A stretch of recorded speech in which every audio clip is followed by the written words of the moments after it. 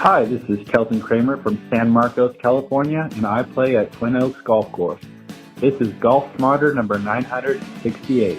Shoulders are a kind of I don't want to say a pet peeve, but kind of a sticking point in some respects.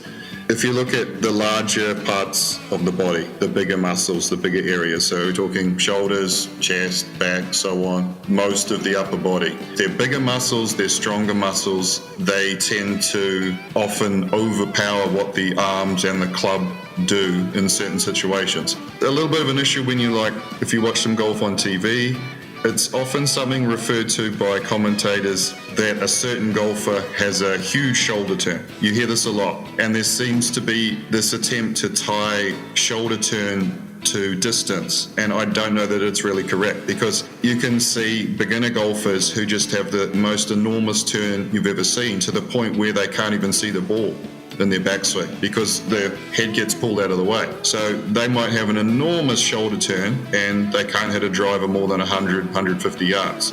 So I don't think there's a direct correlation with how far someone turns their shoulders and how far the ball goes. So I think this is where the problem starts.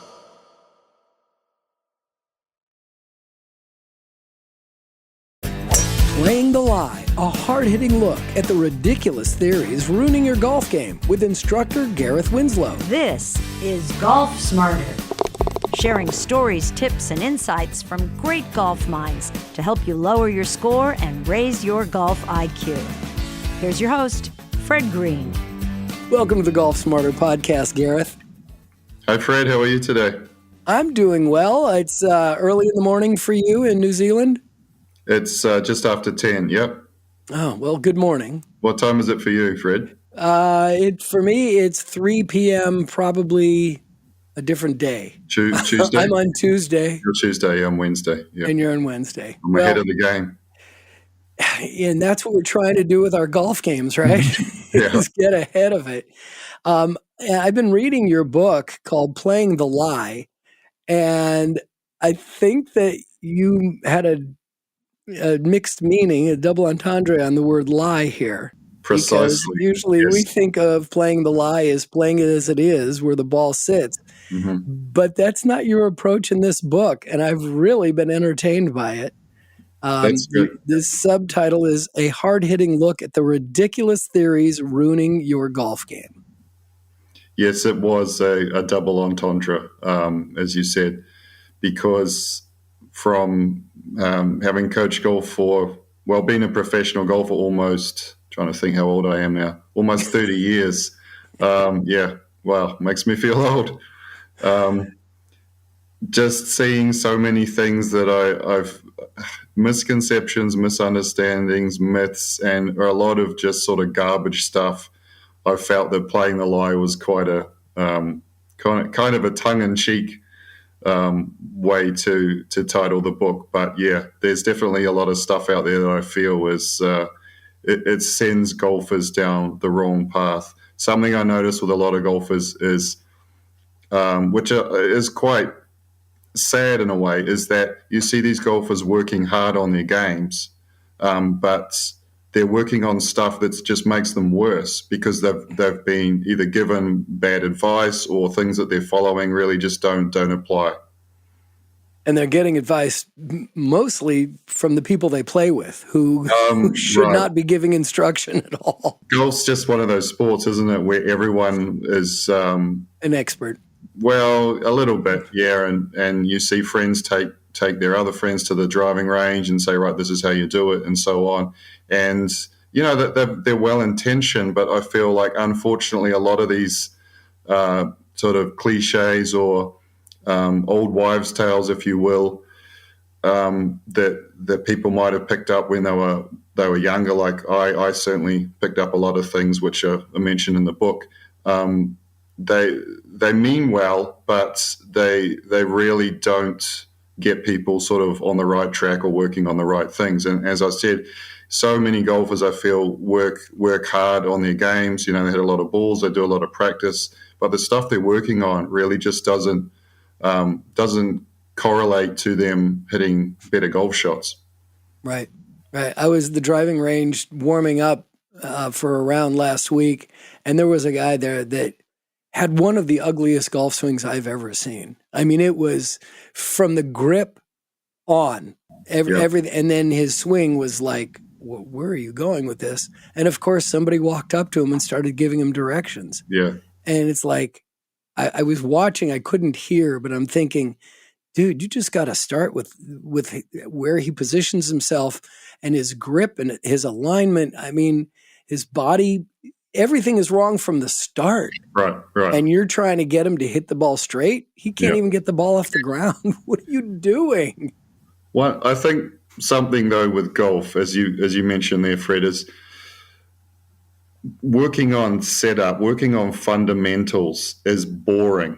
It's time consuming. And this is probably where a lot of people struggle, is that, you go to a range, you see people beating balls, it's like maybe every Saturday or something, I go and hit 100 balls, 200 balls, right? That's my practice done for the week.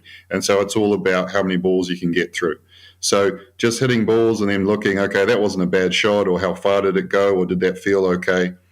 That's what the majority of people tend to do. But the problem is, if you look at professional golfers hitting balls and you see there's like a routine they go through every shot. They grip, get the grip right, set up, alignment, sticks on the ground.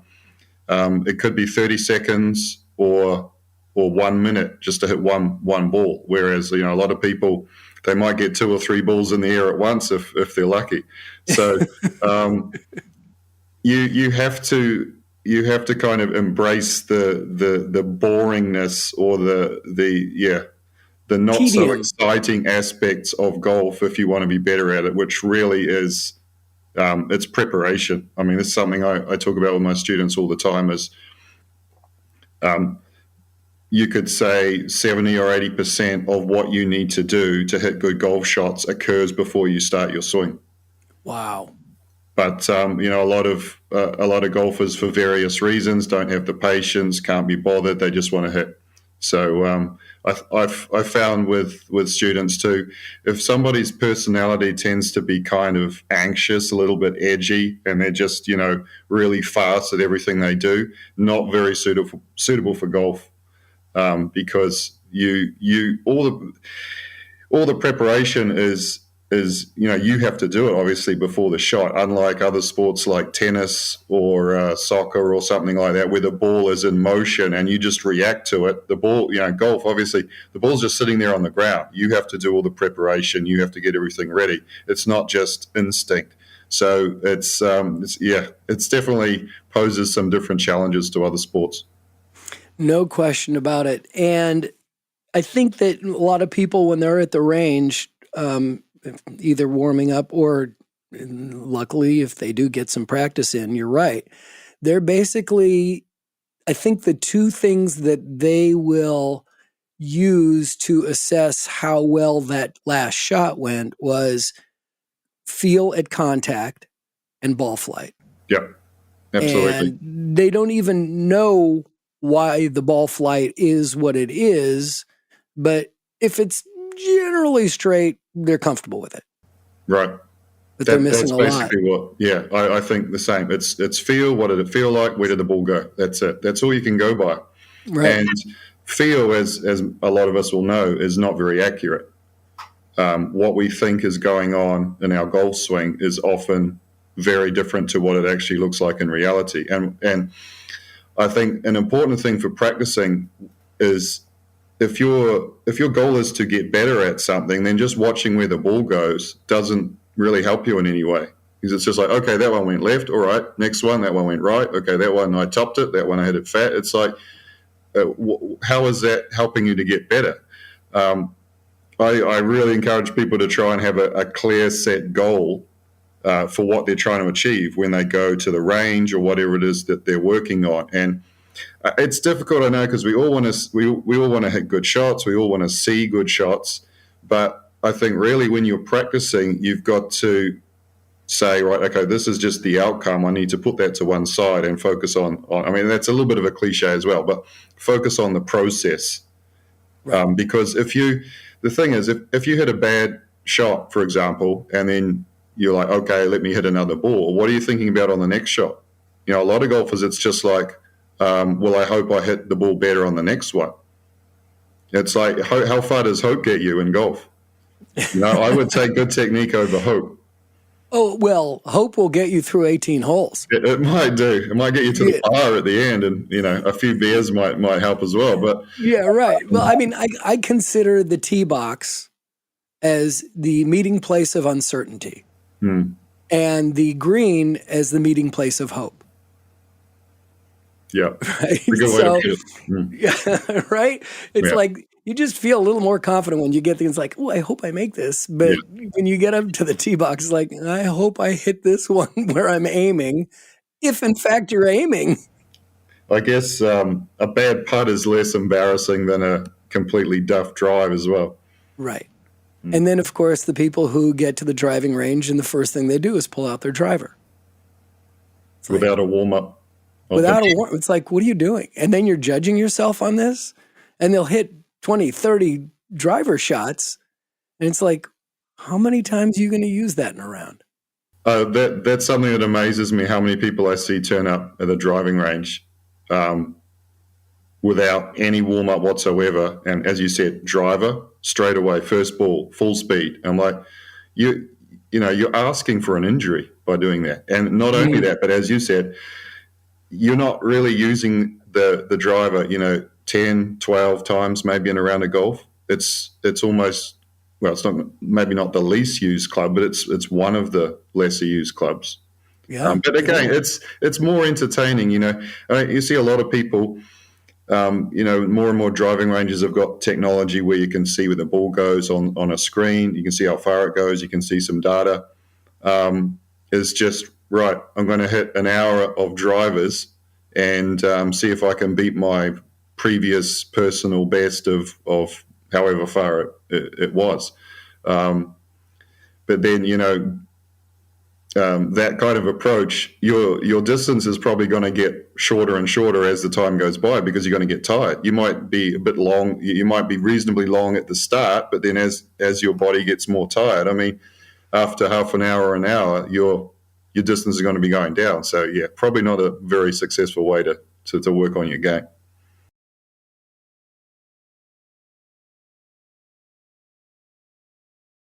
One of the beautiful things about driving ranges these days, now I have a feeling that's happening also in New Zealand. I know it happens here in the States, but more and more ranges are getting these top tracer technology so that you can get a sense of your distance with each club, which is, for most people, they should be aware of how far they hit each club. I mean, when someone says, what club should I hit here? It's like, well, how far do you hit your 5-iron? They just don't get it. So having that technology available to you is really helpful. But again, you shouldn't be starting. You should really be focusing on your short game and start with your short game, right? Yeah, and this is something I mentioned earlier in the book as well, is about the order of learning, which I feel is like a key component of the way I approach the game with my students, is that most golfers learn, in my opinion anyway, learn the game backwards. So the way I explain it is, and again, I talk about this in the book, is if essentially anything we learn, we will start with the most basic, simplest technique. If we're talking about a sport or any other activity, you want to learn a language. If it's English, for example, you got to start with the alphabet. So I look at golf and think, okay, if we were to put in order easiest to most difficult aspects of golf techniques, the most difficult technique is a full swing. So for the average Joe golfer, who perhaps either because it's the coach starts with that, or they just go to the range with friends and it's like, right, here's a 7-iron, see if you can hit it 100 and something yards. They're starting with the most difficult technique. So to me, this is completely backwards. And I know there's other coaches out there who probably share the same idea. And I've read that Tiger, when he started playing, his dad also started him off with putting and chipping. I mean, he was only like 6 months or a year old, so he probably couldn't do much else at that stage. But it makes complete sense to me anyway, and I feel like it's the most logical thing to do. Is if you're learning golf, you start with putting because it's the most simple, fundamental, basic technique. And if you can learn a reasonably good putting stroke and then move on to chipping and then pitching and then lastly full swing, and I've done this with lots and lots of students, is that by the time you get to working on a full swing, they're almost there already. And you say, okay, let's do some full swings now. And it's right, all right, let's just make a little bit bigger backswing. And it's all there because they've been building on this step by step from the first lesson where they did putting. The other thing I find too, in terms of like a sense of achievement, is if you start somebody off with a 3-foot putt and they can knock it in the hole, it's like, oh wow, cool, I did something good. Instead of, here's your 7-iron, I want you to hit it 150 yards, and they hit it 10 yards. You're kind of turning people off golf a little bit from the start because they just look at it and think, my gosh, this game is difficult. Whereas a putt and then a chip, hit a 10-yard shot, 15-yard shot, chip it up near the hole, straight away it's like, oh, I can actually do reasonably well at this game. And it's always step by step building their technique up to a full swing instead of, as I said, starting with the full swing. And the coach is like, or a friend, it could be, right, this is how you swing, grip, set up, swing back, swing down, hit the ball. There's a million things going on in a full swing that you're asking somebody to kind of master all within the space of a couple of minutes. So you're making the game very tough for people starting with the full swing, I think. Yeah. So you have a young daughter. For anybody who's seen the video of us conversation, look at that nose. She had a birthday recently, and she's also damaged your face a little bit. I'm sorry. So have you started? Back there. Have you gotten her interested in golf at all? She's had a few goes, driving range. And how did you start with her? Did you start with putting? Yep, at home when she was probably 3. Mm-hmm. Got a little putter, got some plastic golf clubs for her, which she mostly just hit me in the head with. Actually, other than she did 2 things with the plastic golf clubs. Neither of them were golf related. One was to hit me in the head, and the other one was to chew on them. So they became her chew toys. So I thought, okay, so we might have to wait until she's a little bit older. So it wasn't super successful the first try. It was just me getting smacked in the head and then chewing on the plastic golf clubs, which she enjoyed. So which part? Chewing or hitting you? The chewing and the smacking daddy in the head. So of course. That was her first taste of golf. But she loves drawing, absolutely loves drawing. So not drawing the golf ball. I was thinking, it's like, I would love to be able to say I love drawing. If she wants to have another go, I'm not going to push her into it. If she says, can we go and do a bit of golf again? It's coming into our summer now. Might let her have another crack at it. Yeah, when my granddaughter was visiting, she was about 4. She woke up in the morning and goes, "Grandpa, can we go play golf now?" It's like, I almost started crying. I have a putting green in my backyard, and so that's what I do with them. It's like, just let them drop the ball in the hole. And, it's interesting because early on, and with many conversations that I've had with instructors about getting kids started with golf, everyone agrees. It's like, if you can get them to fall in love with putting and they get good at putting, the rest of the game will be easy after that. And because when you ask someone, how do you get good at golf? And they say, start when you're 6, where do you start? You start on the short game. And once you can get comfortable with that, it just grows with you. I think too, the other advantage to starting with putting or with the short game, obviously, I mean, statistically, a round of golf is 60-something%. I mean, I've seen different numbers, but it's in the 2/3 range of putting and short game. Mm-hmm. In terms of the amount of shots, right. Right. In the scorecard, they give you half of your strokes. They give it to you on the putting green. That's right. Yeah. Greens and regulation, 2 putts. Yeah. So for those golfers who are 100% of their practice time is on the range, then you're missing out on quite a bit. So the chances are your scores are not going to drop any great deal just by hitting balls on the range. Yeah. So when you're giving instruction, you like to get people started. Let's start with the short game. Let's go with 20, 25-yard shots, or just the shorter, the swing, I coach, and a shorter club too. Yeah, I coach at an indoor place, so simulators.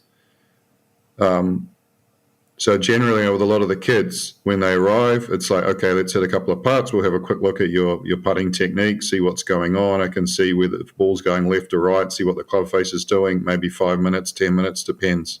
It's a warm-up as well to some extent. And then I can set set it to approach shots. I mean, we use meters here, but so 10 meters, let them start off with a small chip, and then maybe go on to 20, maybe go on to 30, 40. It depends. I mean, better players, more advanced players, we might not do a huge amount of that, but that's generally the way I approach it, because if a student comes in and it's like what we were talking about, so the first shot is like a full swing, and they've done no warm up, well, I'll say, well, hold on, we need to at least do some kind of a warm up first. But I also look at it in terms of you want to have an idea of where they're at with every aspect of their game, and not just, okay, how are you hitting it with your 7-iron? And I feel like a lot of golfers, maybe when they're receiving instruction, and maybe you could say this is the kind of traditional golf lesson approach. It's just full swing, full swing, full swing all the time. And so if I've got someone who comes in and says, I want to hit it further with my driver, and that's their first lesson, there's probably a reasonably good chance that I'm going to say, well, I want to see you putt first. Because there's so many, I mean, to me, I look at the golf swing as there's a lot of patterns. There's a lot of things that if you see what somebody tends to do in their putting, and then there's some things going on in their chipping and pitching, it's going to go right through the bag. And if it's somebody who's never really had any short game instruction, and they say, I want to hit I'm not hitting my driver very well, I would say, okay, yep, that's fine. Well, I'm happy to have a look at your driver, but give me 5 minutes to have a look at what you do with your other shots. And then you realize that 8 out of 10 chip shots are hit fat or something like that. It's like, well, okay, we can work on your driver, but your short game is probably not that great. And then you ask some questions about how much have you done with your short game in the past with lessons and so on. It's, never done that, just 7-irons.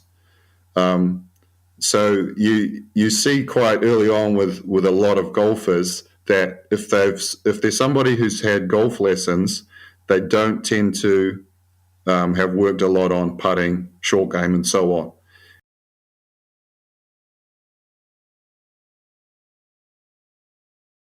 I'd love to discuss how you would instruct somebody about their warm up. Let's start with the warm up. When you get a student who comes to you, and then we'll get to the setup position, because you had a really outrageous comment about that in the book that I want to go into. But let's talk about what the warm up process is before you start taking swings. What do you advise?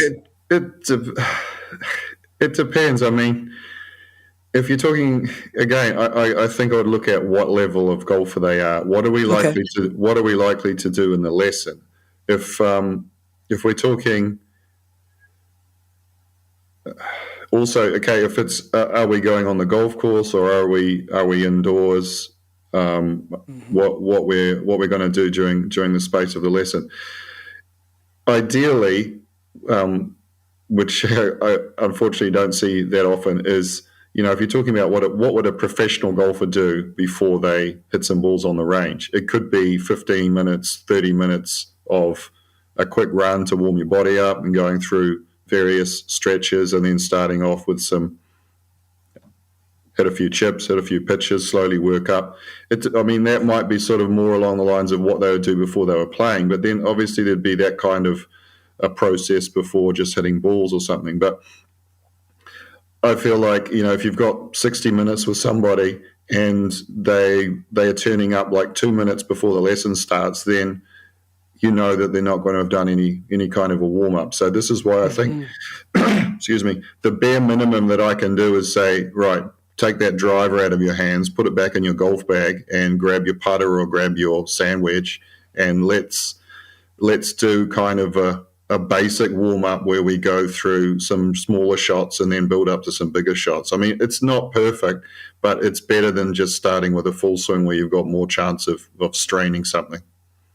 And I'm sure that you can just eyeball the person as they're walking up if you've not given them a lesson before and get a sense of what their conditioning is, whether they, and do you ask them, do you stretch? Do you exercise? I mean, what is it that you do to keep your body in tune for golf?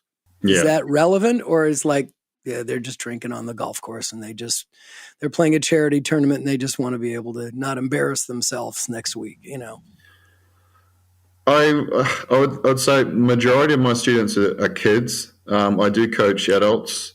So, yeah, I mean, you do see some that come in and it's straight to like smashing the ball at full speed from ball one. And that's when I want to say, just hold on a sec, because I don't want them to get injured either. I think as a responsible coach, you don't want to see your students pull a muscle because they've just gone full out from ball number one. I feel with some people there's kind of a little bit of a learning curve there that they need to think a little bit more about what a practice session might entail, as opposed to just grab a 7, hit some balls, then 5 minutes later it's driver, because it goes back to what are you trying to achieve from this practice that you're doing, and is there a better way to do it so that you actually get some kind of a warm up before you start getting into full speed hitting drivers. Yeah. So one of the things in the book that really intrigued me, that you said that when someone that you've not worked with and they come up for a lesson, you can, even before they take their first swing, you have this checklist. You say that you have 31 checkpoints just from the setup position alone. That was for putting. Yeah. Wow. I'd have to say I don't have that physically in front of me, but several years ago when I was doing some training with other coaches, and the one thing I created I created checklists for everything, but for putting, that the 31 checkpoints was for putting. So that's 31 things in the setup that I look at.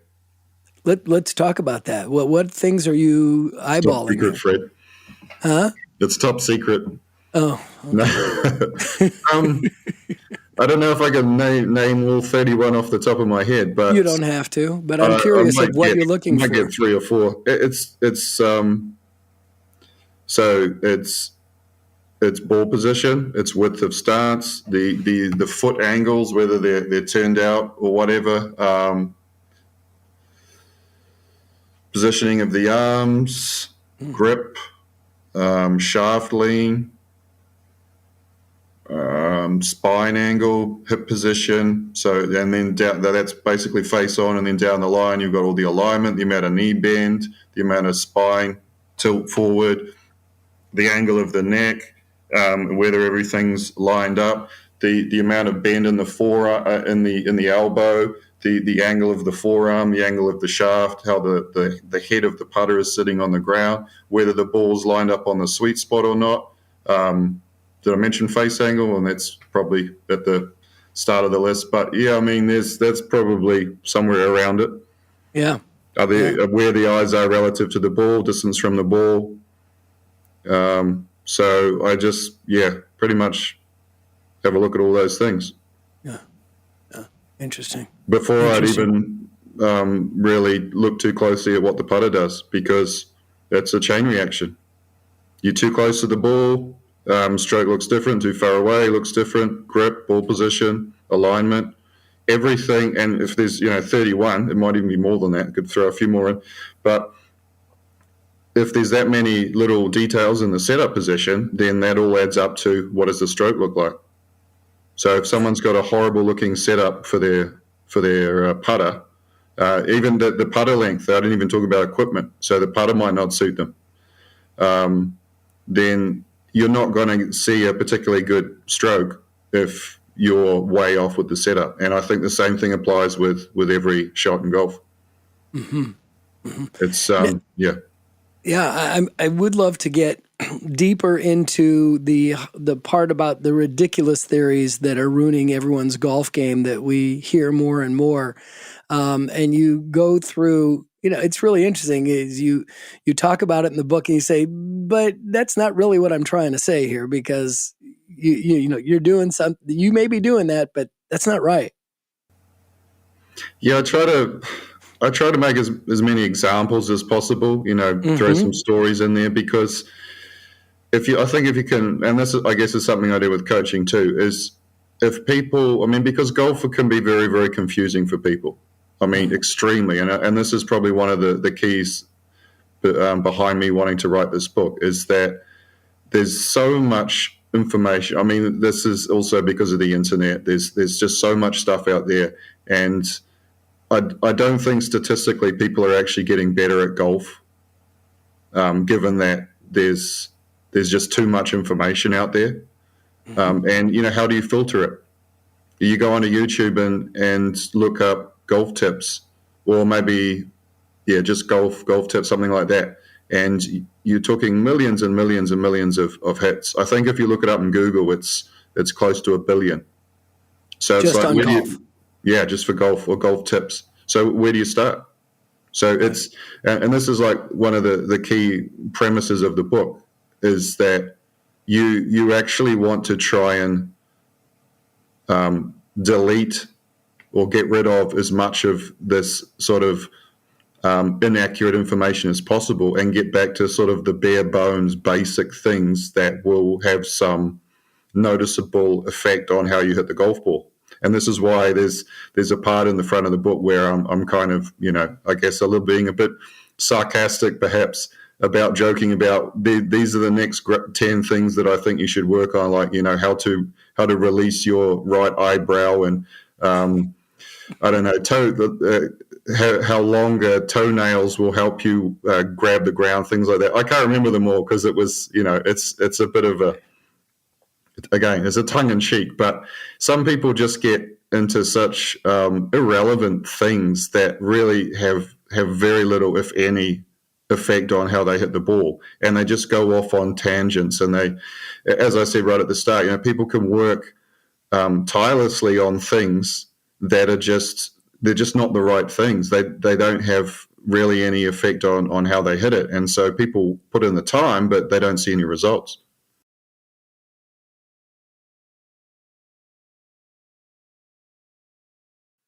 So I want to get into your pet peeves of golf instruction that we all get caught up in, whether it is on YouTube or on podcasts. And, after doing this for so many years and talking to so many people, my head explodes with the amount of information, and it's hard to weed it all out. But you're saying that there's a lot of theories that are out there that are being, put out, whether in lessons or on the internet, that are not necessarily there to help somebody's game. It may be to set it up to bring them back to the instructor again, right? Who's got to keep his business going. Yeah, going. I'm sure there's some element of that, but it's people. We're all in business. I'm in business. You're in business. We have to have some aspect of marketing to what we do. But you also have to have some credibility. I guess so. Something I see, I don't know if I'd say it's a pet peeve, but I could be going through Instagram or Facebook and you see some videos pop up, and what I find, it might not even be golf, but that people get on these themes. So you see one video about something, and then the next day you see another person talking about something much the same. And so there's kind of this copycat thing that tends to go on. It's like, okay, what's the what's the most popular kind of concept or swing fad that's around at the moment. And so everyone gets on the bandwagon, and then you see 1 and 2 and 3 and so on. And then before you know it, everybody is doing videos about, let's say weight transfer or something like that, or shallowing the club, or using the ground, or a long time ago it was X Factor, lag the club.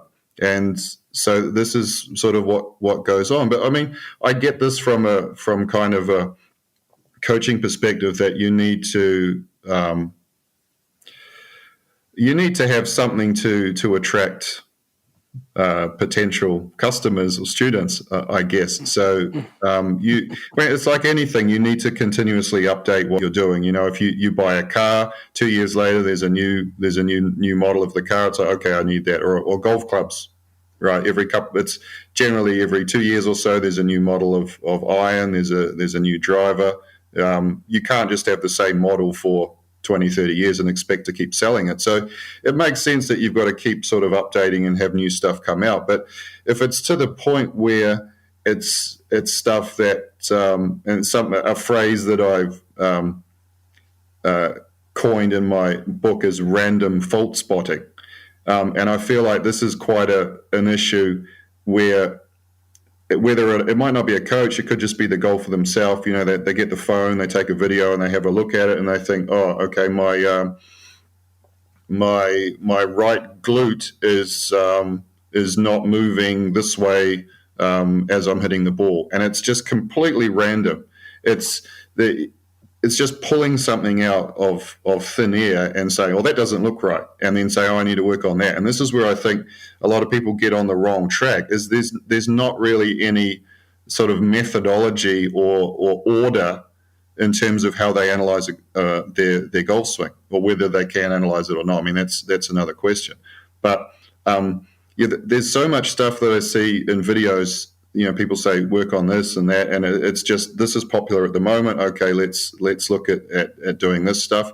But in reality, a lot of the time it's either very, very inaccurate, and the swing tip that's being recommended is not going to help the person at all, or it's just I just feel like it's completely irrelevant. It's like saying, my left knee moved sorry, I've got to use inches. Moved 1 inch to the right during my backswing. Therefore, I'm hitting big hooks. It's just like, well, how can you tie those two things together? Awesome. So there's parts in the book that that you dig deep into, that I'm just going to throw these out and let you run on it. And let's start with just holding the golf club. What your eyes just bugged out of your head when I said that. It's like, what are the misconceptions, and what are people doing wrong, and they have no idea they're doing it, and they've probably been the instructor never even covered it. Yeah, unfortunately. I mean, I like details. I kind of analyze things down to the minutest degree, I guess. So the grip is actually, in the book, is, I think, the longest section. Mm-hmm. There's more content on the grip than anything else, which I guess gives you an idea of how much that's an issue, or that I think is an issue. I watch a lot of golf on TV still, and whenever I see somebody, doing well on the top, near the top of the leaderboard with a fairly average grip, I'm like, oh, come on, really? Could you not do a little bit better job than that? I mean, where did I see a quote? I'm trying to think who it was. I don't know if it was, I don't think it was Ben Hogan, but somebody, it could have been Harvey Pinnock. Like, if you don't learn a good grip, then you're not planning to learn a good golf swing, something along those lines, which I think is somewhat accurate, because if you've got a fairly average grip, there's certain things in the golf swing, and again, it's very much a chain reaction. Everything begins with the setup. So a bad grip is, in a lot of cases, going to lead to some fairly poor positions in the golf swing. One of the big things I would say, just because obviously I could talk about grip for a while, is one of the key differences between, let's say, a good grip and a not so good grip is where it's positioned in the hand. So in the fingers versus in the palm. And if there's, like, say, one kind of quick thing I would try and get people to look at with their own grips is if they look at their thumb on the club, is it sort of long and extended, or is it short and fairly close to the index finger? So if the thumb is close and near the index finger, then there's a pretty good chance that the club is more in the fingers. So anytime you see a long extended thumb, the club is in the palm. And with a lot of golfers, and if you're doing a video analysis and I see a grip that's not too great, there's a reasonably high chance that we're going to see some hinging issues, because they correlate. You put your hand in a position on the club whereby you can't actually hinge properly, and so you're going to see some hinging problems. Mm-hmm. But there's so many things. I mean, something else I noticed, like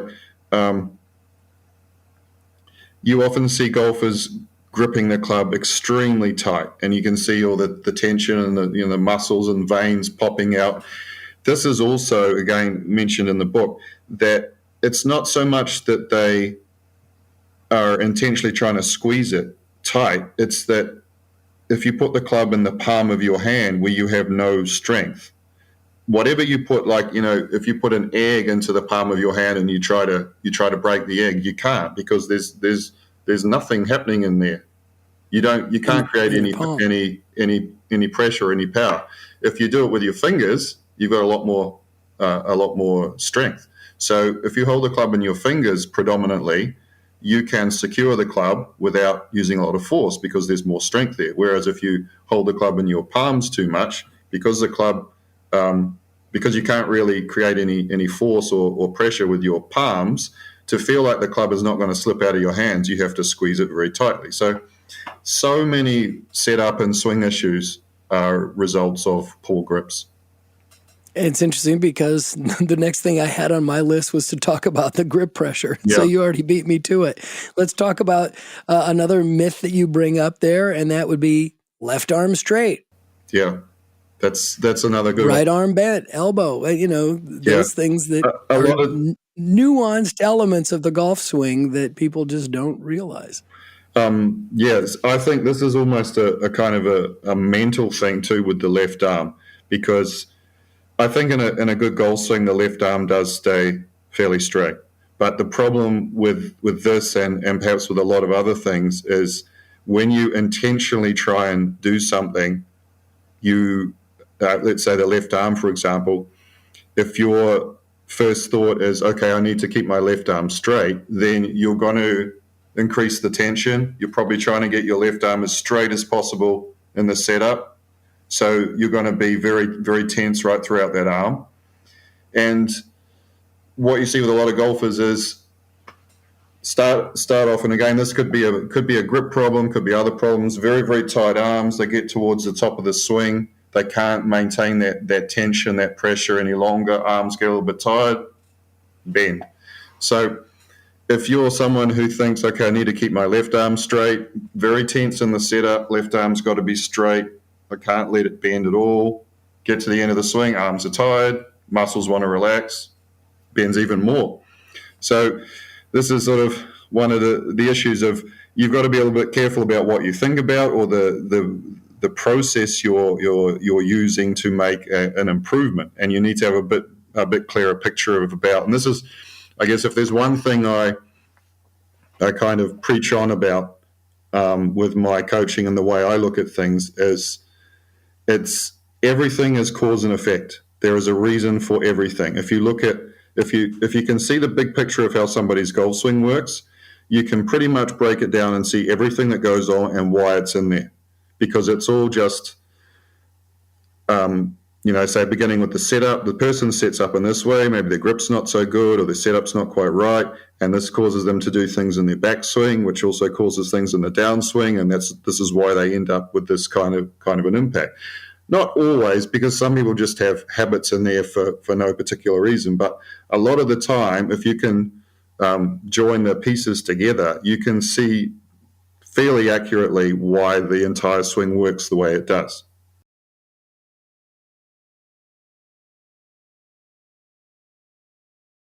Well, since we're talking about elements of the swing that are just not understood properly and that you point out in the book, and again, it's a really fun book to read and it's really eye-opening on so many parts.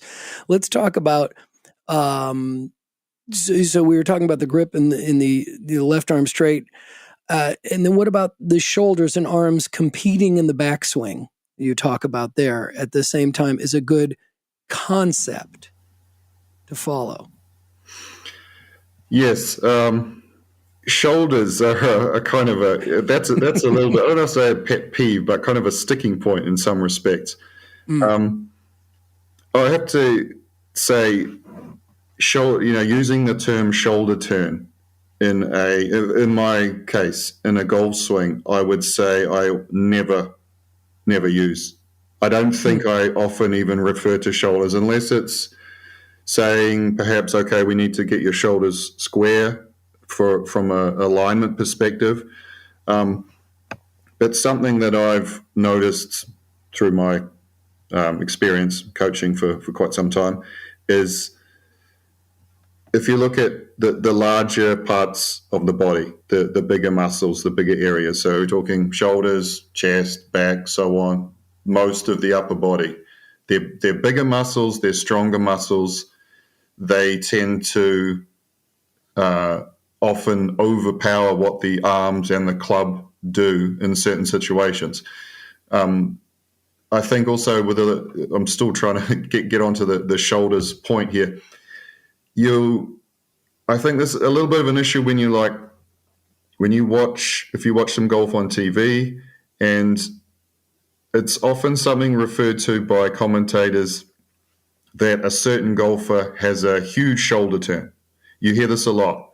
And there seems to be this attempt to tie shoulder turn to distance. And I don't think it's really, I don't know that it's really correct, because you can see beginner golfers who just have the most enormous turn you've ever seen, to the point where they can't even see the ball in their backswing because their head gets pulled out of the way. So they might have an enormous shoulder turn and they can't hit a driver more than 100, 150 yards. So I don't think there's a direct correlation with how far someone turns their shoulders and how far the ball goes. So I think this is where the problem starts. So you see lots and lots of golfers who sort of pick up on this commentary about shoulder turn, shoulder turn, shoulder turn. I need to turn my shoulders. So as soon as they start their swing, it's like, oh, get that shoulder out. Problem is, if that's your only focus, then what happens to your arms and the golf club? If it's just right, turn my shoulders, then the arms and the club end up just going around the body like a baseball swing. So I would say I don't know that I ever talk about turn your shoulders or ever mention that term, because it just, for most people, just ruins what might otherwise be a reasonable golf swing. So the amount, I don't see that the amount the shoulders turn as a whole in the backswing, for example, as being a direct producer of power or distance. And I don't look at the shoulders turning as being the kind of initiator of anything, really. I, again, take this back to short game. If you get somebody putting or chipping and they can keep like a triangle with their arms, then the shoulders will move because it's all one piece. So I prefer to take the focus away from the shoulders because of their ability to overpower the rest of the golf swing. And if you can go back again with putting and say, right, we've got a Y shape and we move that backwards and forwards, then the shoulders move. The only time the shoulders don't move is when the triangle breaks down. So if somebody's not turning very well, you could look at the structure of the arms. If the triangle's not there, the shoulders don't move. But yeah, I'm not a big fan of saying, right, turn your shoulders, because big shoulder turns, they might be noticeable with some long hitters, but I don't think that they're the key reason for them hitting the ball a long way. And in a lot of cases with, let's say, beginner to intermediate level golfers, this big focus on making a big shoulder turn tends to just mess them up. And the ultimate goal would be consistency. Everyone wants to be consistent, whether it's their score or their swing or making contact. And a very powerful line that you kind of just throw in there, but I found it to be really important, is simple is easy to repeat. Complicated is difficult and therefore can be inconsistent. Right. I make a reference because I spent quite a bit of, I spent 15 years in China, so I speak Mandarin. I also wrote a book some years ago in Chinese, which I published in China. So I make a reference in the book to Chinese characters. So you've got a very basic Chinese character, which is one, which is a single horizontal stroke, and then you've got another one, which is same in Japanese, right? There's quite a lot of similarities. Yeah. Mm-hmm. There's I think a noodle dish, which is, I can't remember how many strokes. It might be 50 something. Wow. So there's all kinds of roundabouts, strokes all over the place. And so I look at those and think, okay, the single line, you could draw that 50 times and it's not going to look very different. Whereas the other one, which is lots and lots of strokes and very complicated and circular pieces and things like that, each one is going to look a little bit different because it's far more complex. And so I try and relate that back to the golf swing and think the simpler it is, that, as you just mentioned, the simpler it is, the easier it is to repeat. And something else I try and I think mention quite a lot with students when I'm talking about some basic concepts is that if you hear a golfing tip or somebody gives you some advice, there's two things I would try and think about when you get advice from somebody or you're watching a video or something. The first one is this something that you would see in other sports? Because I think if you're only ever looking at golf and you think, okay, here's a new tip, let me try that, you need to take that a step further and look at how does motion work in other situations. So whether it's baseball or a tennis serve or throwing a javelin or a discus, even like boxing, throwing a punch, you see lots and lots of overlap. There's a lot of similarities. So if you're looking at a golf tip and you think, well, hold on, is this what you see in other sports where there's a similar movement going on, and you realize that no, it's completely different, well, then that's, to me, is a red flag. There's a pretty good chance it's probably not going to help you, because if it's just something that's, hey, try out this new golf tip, but you look at sort of motion and how it works in other situations and other sports and see that, no, that's not what happens when somebody does this or somebody does that, then, yeah, there's a pretty good chance it's probably not very useful to you. The other thing I like to do is compare let's say it's a full swing tip, compare it with putting, because most people, I think, agree putting tends to be a bit more universal in terms of what's accepted. There's not many people who would say, okay, use your wrists as much as possible when you putt. The majority of putting strokes you see, there's very little, if any, wrist movement. We're trying to keep triangle with the arms. The path the putter head moves on is somewhat straight. Maybe it arcs a little bit, but you don't see too many like really wild ideas in terms of a putting stroke. Maybe with the grip you do. Maybe putter design. There's a lot of different putters these days out there. The lab putters have become very popular now, which is quite a different design, but yeah, amazing technology. But you see some much smaller margins in terms of what's accepted with a putting stroke. That you don't use your wrists, you move the putter head fairly straight back and through.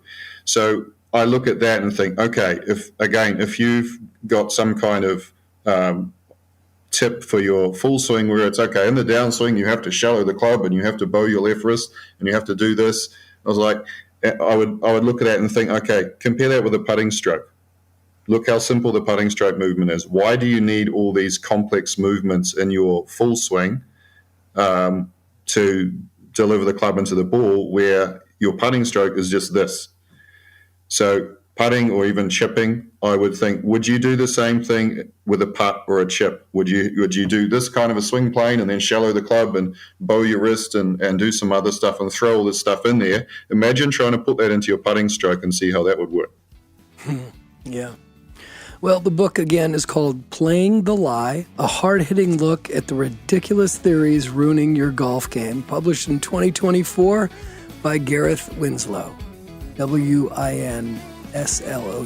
Gareth, it's really been a joy to speak to you, and I truly enjoyed the book. Thank you so much for coming on. Thank you, I really appreciate it. Thank you for your time. So you may have heard Gareth mention that he worked with the Chinese national team for 15 years. It was towards the end, he just kind of dropped that in. What you haven't heard yet, though, is that when we were talking earlier on, when we were talking about working with kids, we were interrupted by a knock on the door. On what level they're at. And then, sorry, there's somebody knocking at my door. Okay. So just be a sec.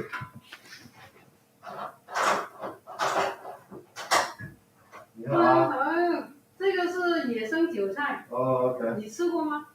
应该有。应该有吃过。包饺子。包饺子最好。谢谢。不用上班。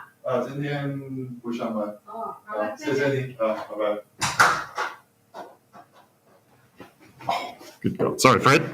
No worries. Someone bring me some vegetables.